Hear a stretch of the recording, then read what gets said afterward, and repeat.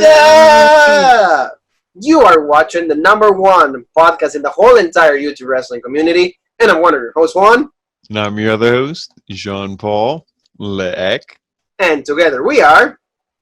Rope Break.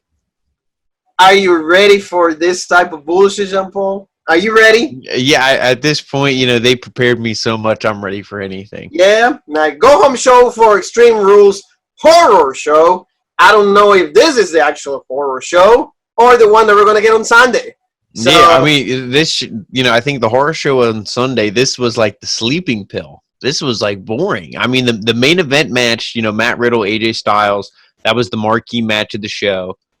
It was a good match. Let's just say now it wasn't as good as their first outing. Their first match they had was way better.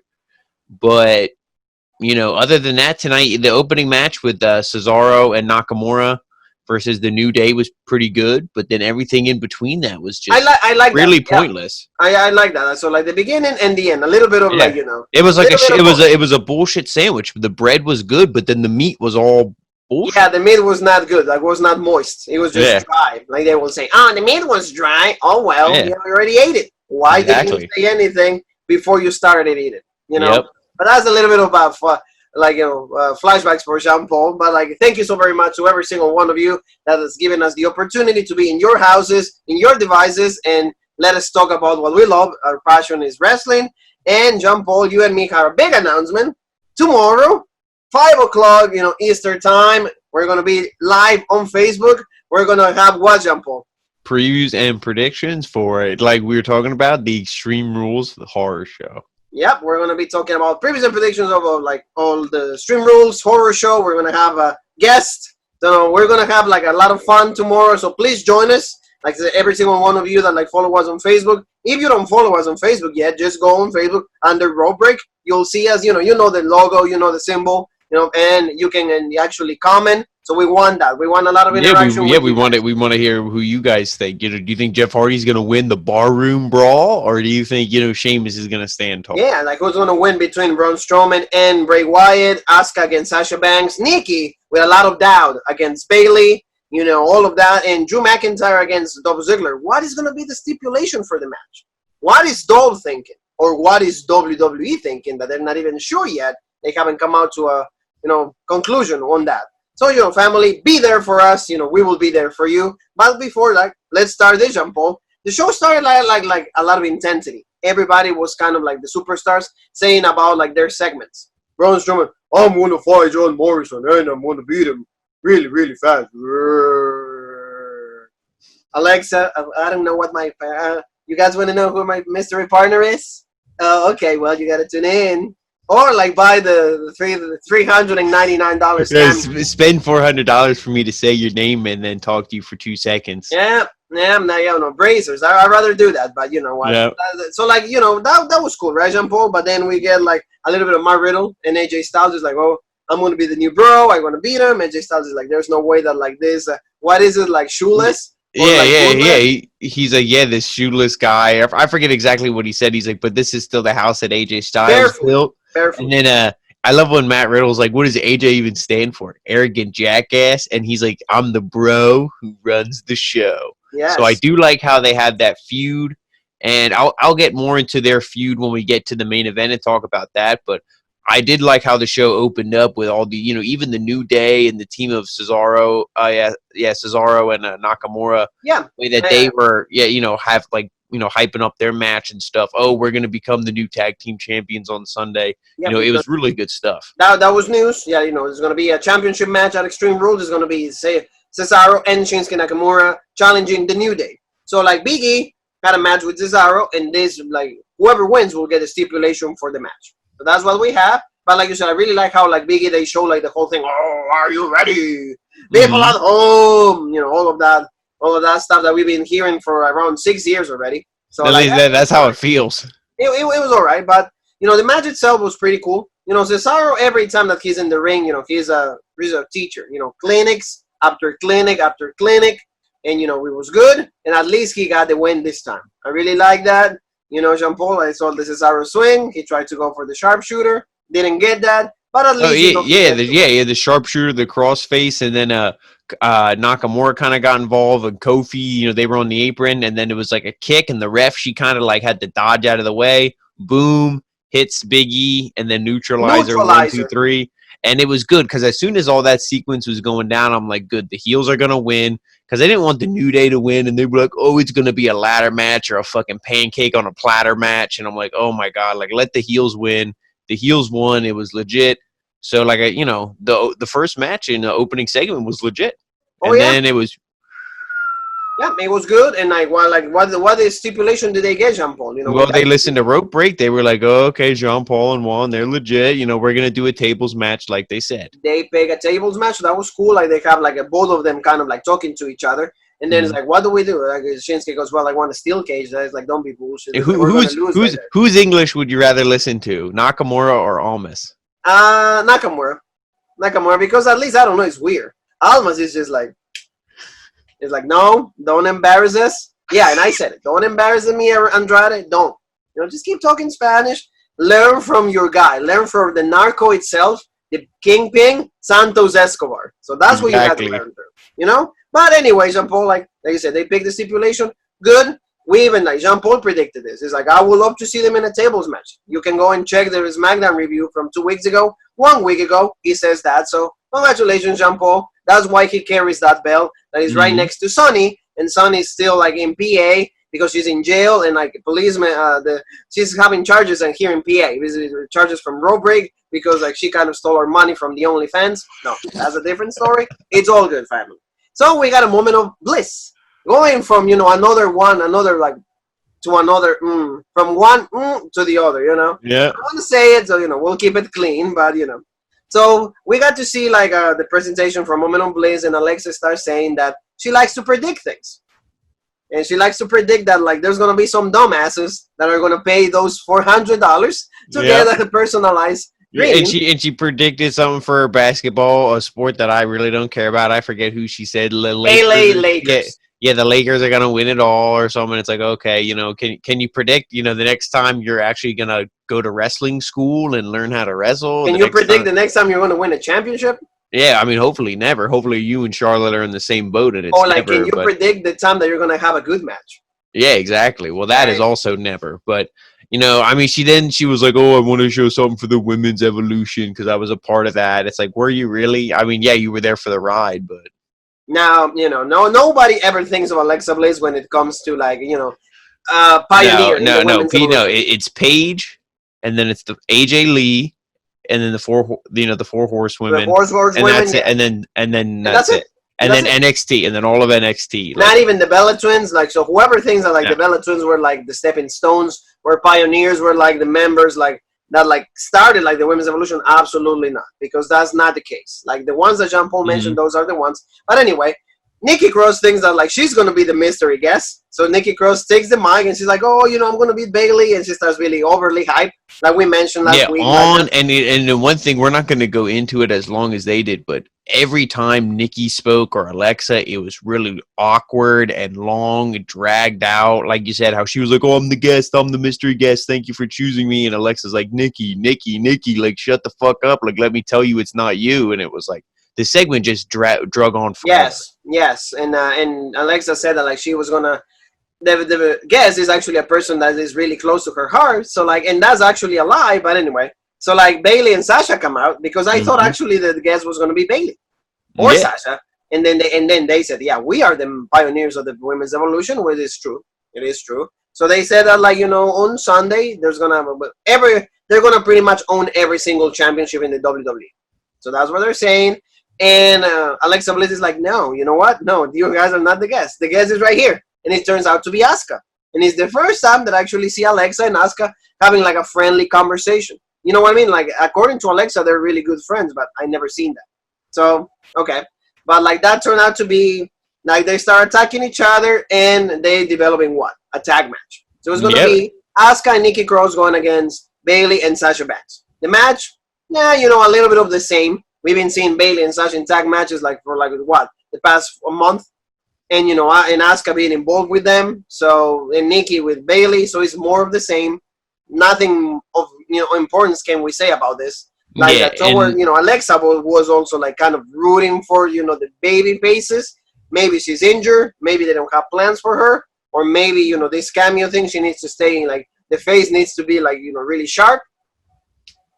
yeah. I mean, I don't know. I agree with you 100%. The way I would have did it is I would have eliminated this match altogether, gave some of it to the opening match, gave some of it to the main event, and I would have had this thing be like, oh, Asuka comes out and the baby face is looking for a fight. The heels can be like, nah, you got to wait till Sunday, and leave. Like you Because said, they kept winning every time there was a match. Oh, Asuka got pinned a couple weeks ago. Bailey has always been successful in matches here and there. So they don't need to win going into Sunday. They don't need another win. Like, we no, already know they're legit. It's just like it's just wasted time. So like Yeah. in the end, Bailey one more time grabbing the ropes, she pins Nikki Cross. So there's a lot of doubt on Nikki Cross. There's a lot of doubt. There's a lot of she's losing her confidence. Like she's like, I really don't know if I'm gonna win. She's like, I really don't think I'm gonna win. I'm starting to really doubt myself. Do I have what it takes to be SmackDown Women's Champion? So that's kind of like, I guess that's the story that we're gonna start playing it out. But like, my match, like I said, we saw more of the same. And like Jean Paul just mentioned, it would have been much better not to see more of the same. So that, we go to more of the same. We go to like the Firefly Funhouse. It turns out to be, it's not that. It's just actually Bray Wyatt. And Bray Wyatt is talking like very much right next to the swamp. He's like right there. Which was that? That looked like, I'm pretty sure he was in front of a green screen because it looked really bad. Unless he was actually at a swamp and it just looked really bad, but it looked like fake. I really think it was a swamp, but it looked really bad. Maybe, Nyling wasn't good. Maybe. Yeah, to me it looked fake, like he was at a green screen, and I'm like, oh my god. Or maybe, man. I'm like, this is like, just the special effects dude is like, it's not that legit. Yeah. But like the segment, pretty much, he's like saying, I create this monster. I need to own the soul of this monster because I am the only one that knows how to control it. He says, we went to like the deep downs of the hell, we went like we battled the Shield, and he's like, I know that like the devil, like this creature lives in you, but I'm the one that's gonna like get it out because it's dormant right now. So like, and I'm gonna control it, do more of the same. I don't know, I'm not really a big fan of Bray Wyatt like this because I just, for me, he was dead. Like he was like buried. Yes, I mean, I like the gimmick. Like if you go back to NXT and you watch it when it was first there and it was legit, but then the main roster run, obviously that's what you're going to remember, and you remember, oh, you're the guy who constantly lost and lost and lost and lost, and it's like, he's not believable, but it's right back to that old Bray Wyatt. He's like, oh, the rattlesnake is the same color as the leaves. And you're like, what the fuck? And he's like, what are you talking about? He's like, oh, because, underneath the calm, there's always like something waiting to strike or whatever he says. Like he has those weird metaphors. So like, I mean, I always enjoyed the promos from Bray Wyatt. But like you said, with this version of him, I think of as a loser. And he's going to lose against Braun Strowman, so this version of Bray Wyatt is always going to be presented like a loser. So yes, like, I'm not excited. That's the best point that like you could say is like, why do you go back to this knowing that he's going to lose? So because I mean, the best that this version of Bray Wyatt looked was the Elimination Chamber, obviously when he won the title. Yeah, championship. Yes, but I mean, like I said, I just don't understand why they have to resort to like multiple personalities. I don't know if you saw Jean Paul. There was a video like on Fox. They were trying to, promote Bray Wyatt, but as the Fiend, because the Fiend goes to like a psychiatrist, and he's like, "Oh, I know you have is a woman," and he's like, "I know you have issues with multiple personalities," and he's like, "But I know somebody that can help you," and she pulled out like a puppet. And he's like, "Oh, it's Mr. like Doggy or something like, or like Mr. I think you say Mr. Sacco." And I know, and then the Fiend, you see like because the Fiend doesn't talk, and he starts like moving like this, and then you hear like the squeaky noises, like, and then the girl disappears. And then you just see the Fiend by himself. So, I don't know why they have to do this. But this takes us, Jean Paul, to like a pretty scared John Morrison. And John Morrison today was jobbed out to a pretty pissed off Braun Strowman. Yeah, I mean, to me, you're telling me there wasn't another person on the roster you could have fed to him? Yes. That's the Morrison, one thing that I was thinking too.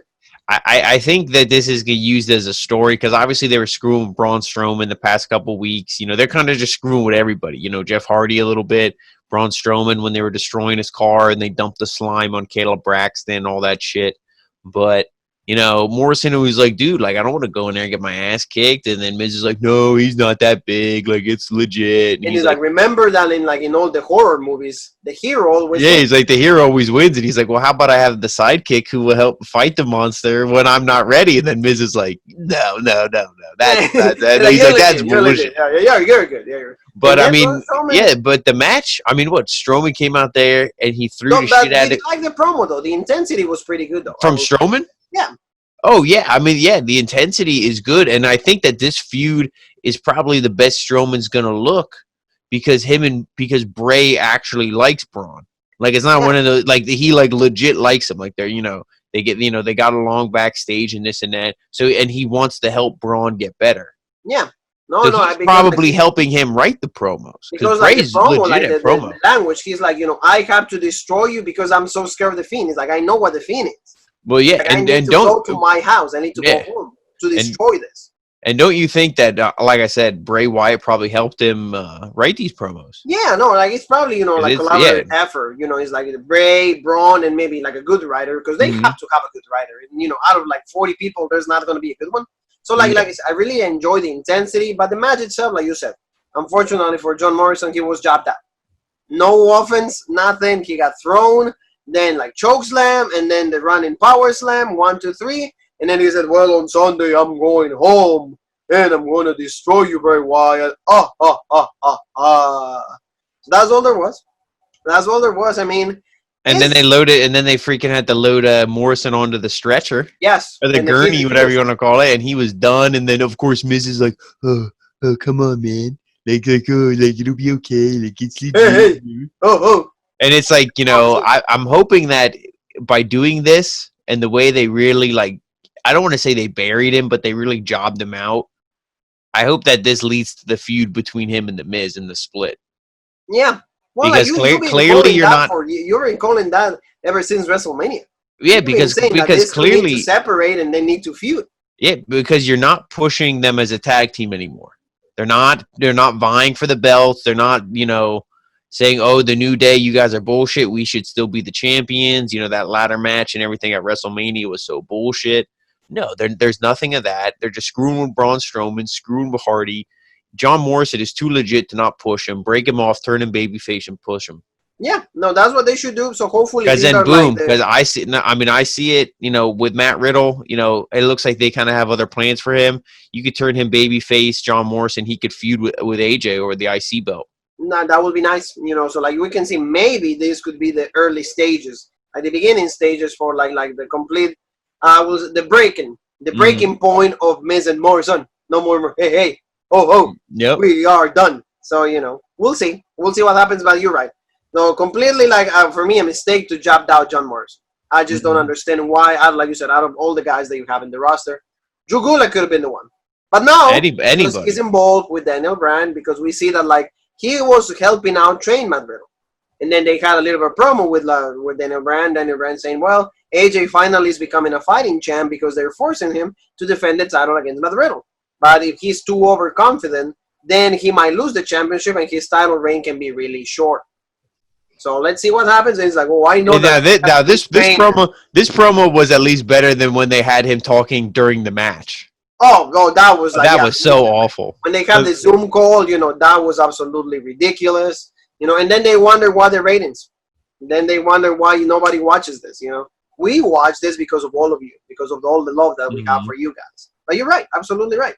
Now let's go into something that, like Jean Paul told me, it was really unimportant, but it became semi-important just because like something that they say on commentary, and that's Lacey Evans, newly healed Lacey Evans, going against. Naomi.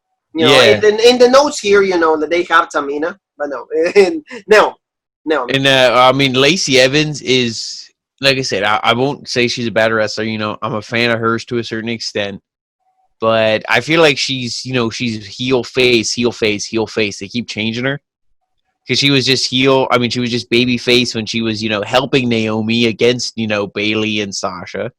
Now she's heel because she lost the karaoke. Or like it's, what I mean? Like, it's like you try to like respect the women's division, and on NXT it's presented so legit, and then you get to the main roster and it's like it's half legit and it's half fucking karaoke, and it's like, well, Mr. a moment You of know, bliss, and it's so bullshit. let's like you said, like, well, first thing, they don't know what to do with Lacey Evans. Clearly, this kind of things show you that they don't know which direction to go with her. They know she's good, but they don't know how like they can get money out of her. Boom. Like you said, they had that freaking segment that they actually took a shot at Cody, because that's what they use, like the American Dream theme song. Like Naomi was like she was sent to take a shot at Cody.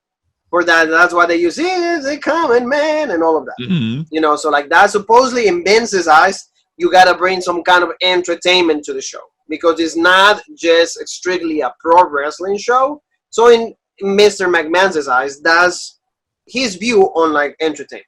So yeah, that, like you said, but I agree with you. Like Lacey, like it should be either a good run as face or a good run as heel, but give me something good. Yeah, I mean, I think she played, to me, I like her more as a heel. Because how she's like, oh, everybody's a nasty, all that stuff. You can't be calling people nasties and all that and be face. I mean, it doesn't work. The only person who can be, telling people off and be face is Stone Cold. Oh, yeah. And The Rock. They're the only two who can call somebody a jabroni or a piece of trash and still be babyface. Yes. But Lacey, I mean, the match, it wasn't bad. And Naomi's not a bad wrestler either. I mean, I'm not going to say Naomi's as good as like Sasha and Charlotte and all them, but Naomi's not bad. But the only thing that saved this match is Michael Cole was like, oh, the winner of this thing, after Extreme Rules could challenge for, they could make their claim to be the number one contender to whoever wins the match between Bayley and Nikki Cross. So I'm like, what is that making? Actually, it said, actually gives meaning to the match. Exactly. Like you put, at least you give us a reason to fight rather than just a pretty awful version of karaoke. Like a karaoke you can have at Applebee's, and like I think is on Mondays and Wednesdays. Mm-hmm. But we can never go there because we have to cover Dynamite and Monday Night Raw. But now that Applebee's is open, maybe we will do Raw Break review from Applebee's, and then we will do our own version of karaoke, and we'll sing With My Baby Tonight of Road Dogg and Jeff Jarrett. But like Jean Paul is saying, match, whatever. Women's right, 1, 2, 3. Lacey Evans wins. Yeah, the only thing I didn't like is when she tied up Naomi's hair, and she kept really tying it up, and it was like, I mean, okay, it didn't hit the 5 count, but I'm like, the ref should have been like, what are you doing with the hair? Yeah. Like the ref just stood there and just watched it, and it was like, so, because normally you said they're like, hey, watch the hair, don't pull the hair, don't do this. He was just like, come on, 1, 2, and it's like tactics. Yes, absolutely. Yeah, it's that's what happened, and that's the stuff we got. Lacey gets the win. Important because why? She can challenge for a championship match. Like you said, quote unquote, she could be the number one contender. Whatever to whoever wins the Extreme Rules. And if that is the case, and she is going to challenge whatever, we did see Bayley and Lacey Evans go at it a couple times. Could this mean that Nikki Cross is going to win the championship? Because that would be yeah, exactly. That would be. Example is already booking it. Yeah, because hey, Nikki Cross is a babyface. And Lacey, but to me, that would completely drop the ball for SummerSlam. So I don't see it. But hey, unless that Sasha fights first. Yeah, but see, also they and one thing, I don't want to jump the gun. They never did say, "Oh, this is a number one contender." That was just a throwaway line by Michael Cole. Obviously, the feud with Naomi's not done because she screwed with the hair and this and that. So Naomi could be like, "Oh, I want another match." It's bullshit. And their feud could kind of go on a little bit. So we'll see what happens, next SmackDown. But for the now, at least we kind of think there's like a subconscious thought that like Lacey Evans is the number one contender after whatever happens on Sunday. Jean Paul is main event time. Well, we gotta say also legit to see Kayla Braxton. She's backstage already. She was doing some interviews, so that's really cool. Person that has been COVID twice. Yeah, and she had the interview with Jeff Hardy too. Yeah, so there was an interview with Jeff Hardy. He's like, hey, they're calling you like a pretty much an alcoholic. Like, what's going on? Are you gonna drink or are you not gonna drink? Are you gonna do one for the team or not? Yeah, they're like, what are you gonna do about Sheamus? Whatever, blah blah blah. He's like, well, fighting Sheamus is like fighting addiction. You can't run away. You have to fight it head on, and blah blah blah. And then Sheamus is like, hey, what's up, fella? Knocks him out, and is like, okay, Extreme Rules horror show, here we go. Yep. I mean, did it again? A little more on all these matches tomorrow. Yeah. Every single thought is going to be right there. But But like, yeah, I mean, it's we saw that backlash. What are you gonna do? It's a barroom brawl, so okay, it'll be extreme. They'll probably be breaking the gimmick bottles over each other's head. Running them across the bar, knocking over all the glasses and stuff. And it's like, okay, that'll be cool, it'll be funny. But like, unless if Jeff Hardy wins, I want the feud to be over. oh I yeah, don't, no, I don't and like Jeff see them Hardy going needs to at it. just go to something different. To me, For this needs to example, be the end of the feud. like you said, for example, if AJ Styles like is still IC champion, maybe Jeff Hardy right there. Mhm. That could be good, and maybe Matt Riddle. Matt Riddle is going to be right now. We're going to be talking One about thing, one thing I want to see, and I'm sure he doesn't even want to win the belt. It would just be cool for him. I would love to see Jeff Hardy go on a winning streak, and then eventually after SummerSlam, because I think that's when the Fiend is going to win the belt. SummerSlam, I'd love to see Jeff Hardy, gimmicked up, Brother Nero type esque, and go against the Fiend Oh, that would be cool. There for was the a lot of for the rumors universal before for the pandemic Universal Championship. that That would was be so actually the legit. plan. That was the long-term plan, and then to have this at Hell in a Cell. Yeah, Because there was like a lot of pictures made and everything that it was going to be Jeff Hardy going against the Fiend. Swanton off the cell. Oh, that would be legit, but like you said, maybe that's the long-term plan that they have. But for now, we gotta like enjoy Jeff Hardy against Sheamus in a bar fight because Yep. alcohol is pretty much we're gonna go to a meeting of AA. And nothing wrong with like people that have problems with that kind of addiction. They look for help. No, They get better, they recover. the problem is that WWE, anytime Jeff Hardy makes a return, they're like, He used to do what can we drugs and do? he used to be Oh, an yeah. alcoholic. That's Yep. what they like to remember us every single show. But Jean Paul, something that is not anything related to any of that, that was the main event. And the main event was like Matt Riddle challenging for the IC belt against AJ Styles. Like you said, it was a pretty decent match. A little bit less legit or a little Yeah, less I would say it what wasn't we as saw in the good. first match. It wasn't as good as the first match to me because the first match was a lot of back and forth. It was really even. This match was more, dominated by Matt Riddle. AJ would go like one step forward and then like 3 steps back in this match, and he would get frustrated and like Riddle was mocking him. AJ rolled out and he's like hitting the announce table. He's like so pissed, and then Riddle rolls out and hits the announce table on the other end, looks at him and like smiles, and it was all this stuff, and it's like okay. Like And remind me one more time, what does AJ stand for? arrogant jackass. Oh, okay, that's what it is. But I mean, it was a good match though, and then at the end of this thing, it was like is AJ gonna lose? No, like I'm sorry, AJ's not gonna lose. This is a thing. You had Riddle win the non-title, and he looks legit, so he earns the title match. He's gonna lose it, but he's gonna look just as legit. And then he's going to go on to something else. And then, like the plan, like we mentioned, you and me mentioned this. Baron Corbin will be first, and then Yep. they say that like the quote unquote like the main championship match might be at SummerSlam, might be because they're still restricting SummerSlam.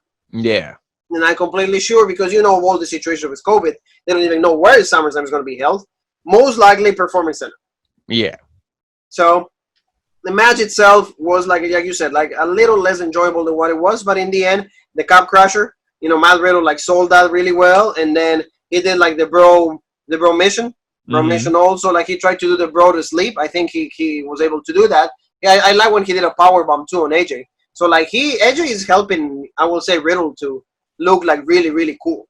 Matt Riddle is not used to Matt Riddle. Yeah, Matt Riddle has had, I think, as I'm watching this, and like even when it was over, and the way they're pushing him and the storylines he's in, this is probably one of the best call-ups in recent memory. Yeah, no, probably like the way that like he's being treated as of right now, and probably the best. And with all the people that got called up, you look at the list of every single person.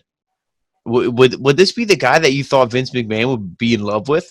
Yeah, it's true. It's probably the guy who wears the least guy that the guy who wears tight little booty short like freaking underwear shorts, no shoes, no wrist tape, no gloves, no nothing.